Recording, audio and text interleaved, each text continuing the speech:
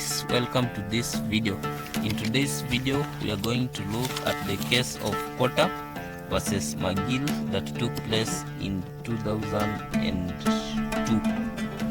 And in this decision, or in this case, we look at the possibility of bias, that is whether there is a real possibility of bias.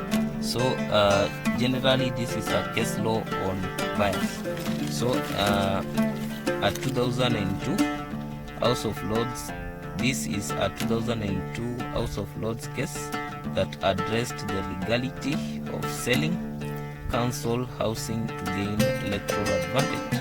The case involved Charlie Potter, the leader of Westminster Council and auditor who investigated the council's account. So under English law, the test for establishing bias was set out in this case. So the case of Potter and Magill is very important because it established the test for establishing bias, where we find that whether a fair-minded and informed observer, having considered the facts, would conclude that there was a real possibility of bias. So the conclusion after this case is that whether a fair-minded and informed observer, having considered the facts, would conclude that there was a real possibility of bias. So the facts of the case are as follows.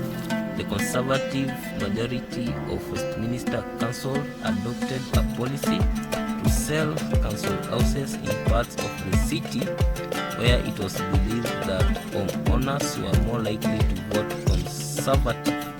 It became known as the Homes for Votes scandal involving Charlie Potter.